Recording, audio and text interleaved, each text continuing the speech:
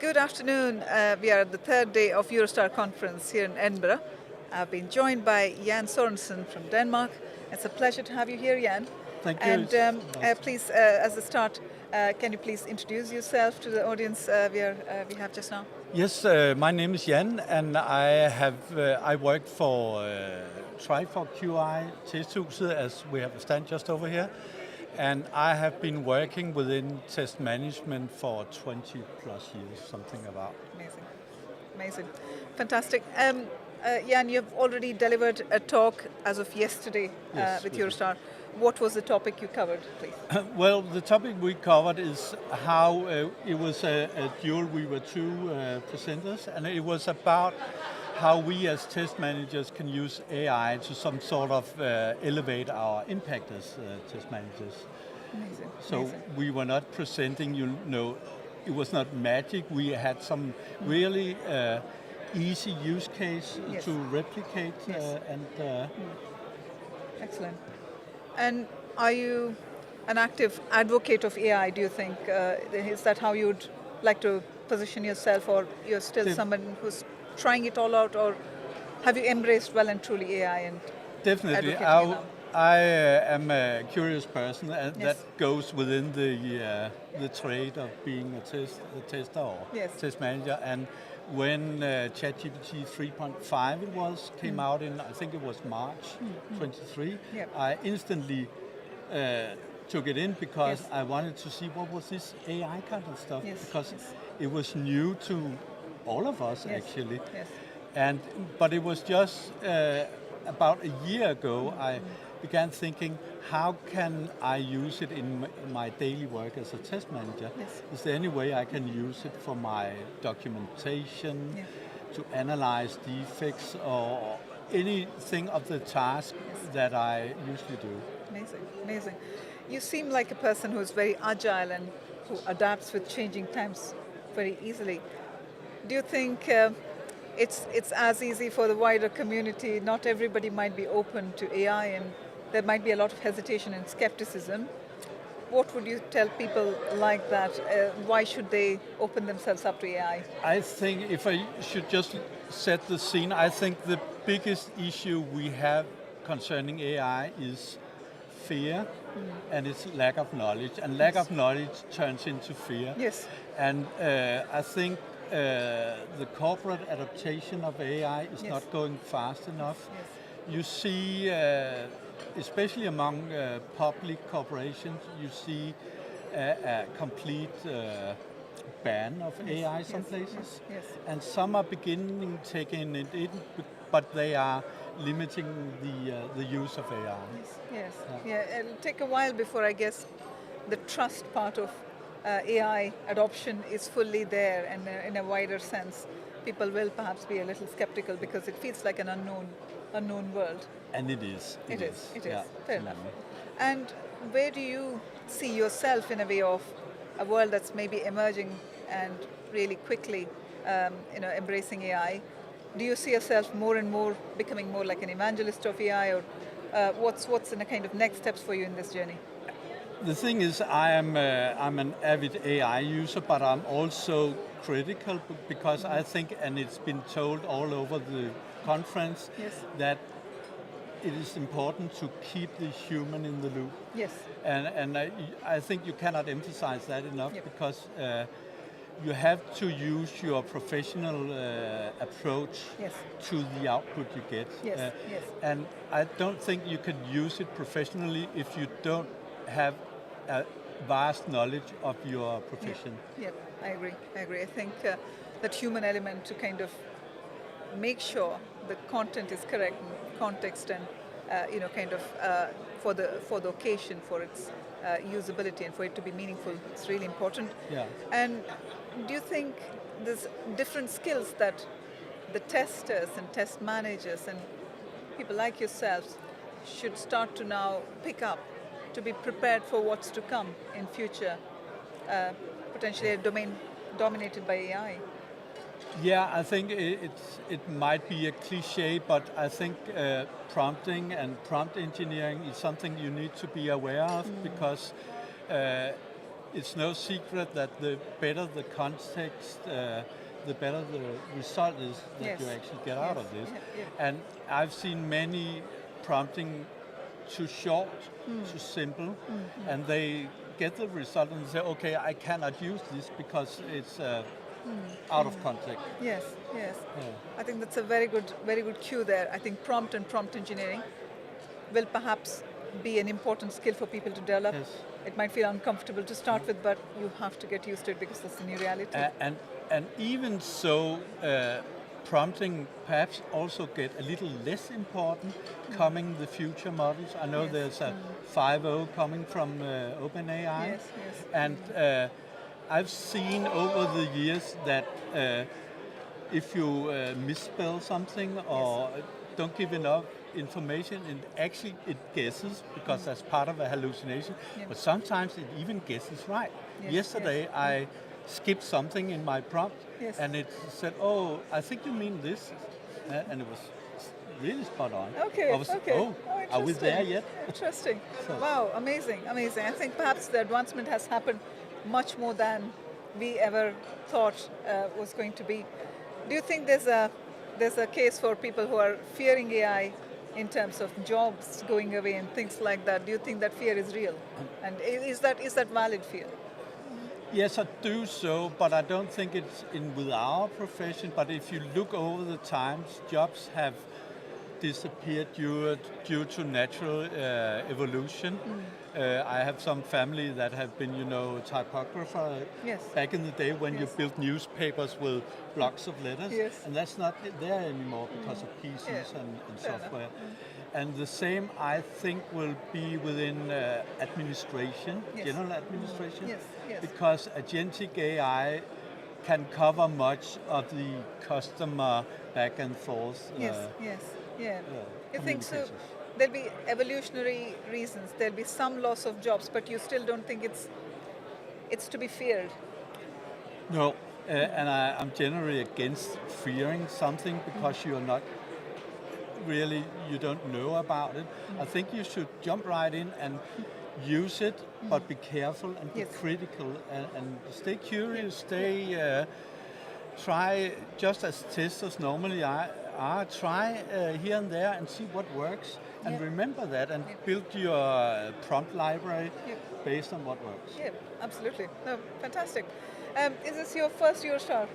It's my second. I was in The Hague in 2018. My goodness, wow. But it's the first time as speaker. Amazing, wonderful. I was there in 2018 edition as well. In The Hague, so I have lovely memories of that one. What's the highlight for you with Eurostar conferences or in general? I don't like to brag, but the highlight was actually speaking because it was a lot for me to stand up there in front of all the other people. But I think Isabel Evans' talk it touched me really because I see the stereotypes. She talked about I used to joke about the seasoned developers were in dark rooms drinking sodas, absolutely. And I think that stereotype. When I tell at gatherings I work within software testing, oh, you're one of those. So it's still there. It's, That's hilarious, but I fully agree. I think Isabel's talk was absolutely amazing and shines a light on how varied a kind of craft testing is, and still perhaps quite largely misunderstood by the wider community in a sense. What are you kind of taking away from this conference apart from what Isabel spoke about? AI has been discussed quite a bit. Is there anything that's kind of a new argument for you to process, anything to consider that you're taking away from this conference? I think we have both, we have heard negative opinions about it, but I see more and more taking it in. Yes. But I think the issue is that it's hard to get management approval. Yeah. So for us in Testhus and Trifork QI, we have made an AI policy for us as consultants, but we are emphasize that the customer we work at, their AI policy is the one that rules it all.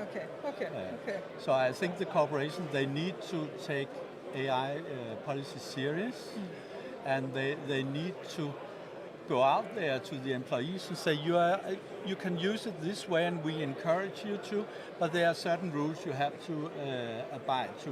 GDPR, don't expose corporations' secrets and so forth. Fantastic. I was actually going to ask you about a little bit about what are the kind of aspects that inspire you in terms of getting your own kind of creativity going. Is there anything that triggers you in your creative energy? Do you go to books? Do you listen to some of the kind of seasoned testing gurus, or is there anything that you draw a lot of energy from and thoughts YouTube and podcasts. Okay. Those are my greatest inspiration, and also there's a lot of posts on LinkedIn. Yes, absolutely. I follow a few, I don't call them gurus, but a few experienced people within AI and get the ideas and the inspiration for using. And then I do my own, probing, trying. At the talk yesterday, I tried something, perhaps I shouldn't, but I tried. I had an idea when you chat with the AI, what if you can take all of that chat and transform it into a prompt. So I asked the AI, based on this chat we've just had, could you create a prompt I can use for future use? Amazing. So it's the thing about probing, trying something new, and be curious. Amazing.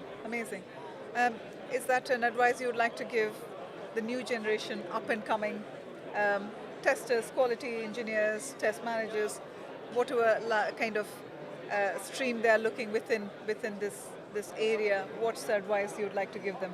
First of all, I think it's important to get experience in software testing. It's important. I think taking some certification, getting to know all the different aspects within software testing before you putting AI into the mix, because it's like if you cannot read, it's hard to use a dictionary, and the same goes with AI.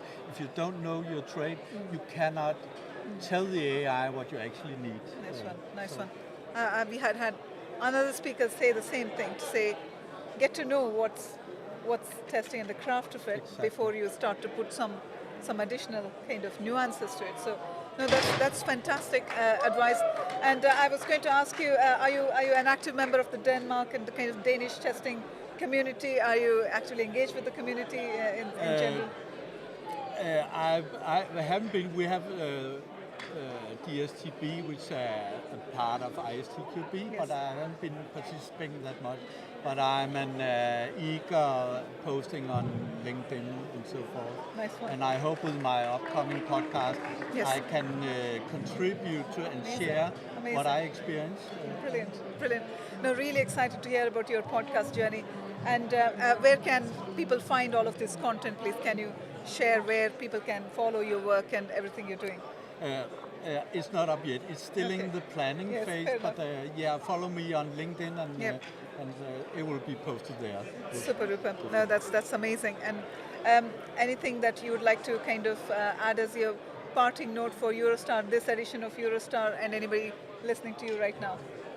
I think this experience gives me more than I actually was prepared for, because one thing is going to the track talks and the tutorials, but the thing is going around talking with equal-minded people. That actually gives me just as much personally and also knowledge-wise, because it's you have a lot of very diverse ideas, isn't it? Exactly. Amazing. So in the day of remote working and everything, you think conferences should still very much go strong, and There's a lot of value you get from As a such matter of occasions. fact, we need more of it. Yes. I think, and I see them popping up around, Yes. and it's really nice because it's the only way we can get out of our bubble, so Yes. to speak, and learn from others. Because we work in sort of the same sectors, but we have different approaches Yes, to yes, testing. absolutely. No, makes sense. And indeed, I think this for me has been one of the biggest places of learning. I've kind of been able to connect to some of the kind of real legends of testing, and I've learned so much from how they approach learning as such. And I don't know if there's something that you'd kind of like to advise your clients when you go back from whatever you've taken here. Have you collected a lot of content that you could then impart on your clients in your consultancy? I think those out there who are, just in the beginning of evaluating, can they use AI within their business? I think they need to be sure what are the use cases, what are the obstacles they see in their daily life that perhaps could be utilized using AI. I think get a hold of what your use cases are and see how and whatever tool you can use for that, try it out. Fantastic. And remember, be professional and critical all the way, then it should be good. That's amazing. Thank you so much. Thanks so much, Jan, for sharing a lot of thoughts. It's a pleasure talking to you. Yeah, and wishing you all the very best with your podcast and with everything you're on to do. Thank you very much. Thank you. Thanks so much. Yeah. Thank you. Bye-bye. Thank you. Yeah.